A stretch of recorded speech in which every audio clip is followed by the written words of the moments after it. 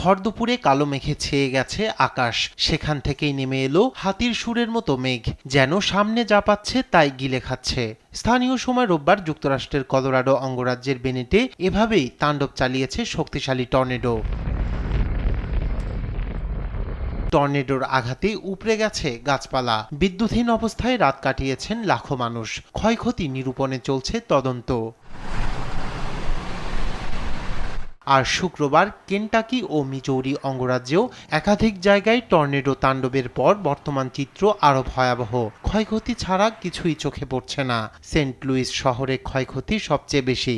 স্থানীয় মেয়রের দাবি, এ শহরেই 5,000-এরও অধিক বাড়িঘর বিধ্বস্ত। ক্ষতির পরিমাণ 100 কোটি মার্কিন ডলার হবে মনে করছেন মেয়র কারা স্পেন্সার। আমরা 100 কোটি ডলারেরও বেশি ক্ষতির অনুমান করছি। লোকজন যে ধরনের মানবিক ক্ষতির সম্মুখীন হয়েছে তার হিসাব এখনই দেওয়া সম্ভব নয়। ক্ষতি কাটিয়ে উঠতে সময়ের প্রয়োজন। এখন সবাইকে সতর্ক থাকার পরামর্শ দিচ্ছি। আগামী কয়েকদিন দুর্যোগপূর্ণ আবহাওয়া থাকতে পারে।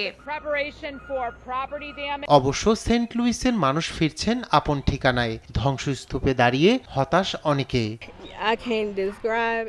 এটা আমাদের বাড়ির ছবি। সাজানো বাগানের মতো ছিল। বাড়িটি তৈরি করেছি, নিজ হাতে রং করেছি। আজ সবই স্মৃতি। টর্নেডো 3 তলা বাড়িটা শেষ করে দিয়েছে। সঙ্গে ভেঙে গেছে আমাদের স্বপ্ন। ঝড় ও টর্নেডোর প্রভাবে উত্তরাঞ্চলের উইসকনসিন পর্যন্ত ব্যাপক ক্ষতির খবর পাওয়া গেছে। টর্নেডোর মাঝে শিকাগো অঙ্গরাজ্যে জারি করা হয়েছে ধুলোঝড়ের সতর্কতা। রায়হান কবির শুভ্র, নিউজ ডেস্ক, দেশ টিভি।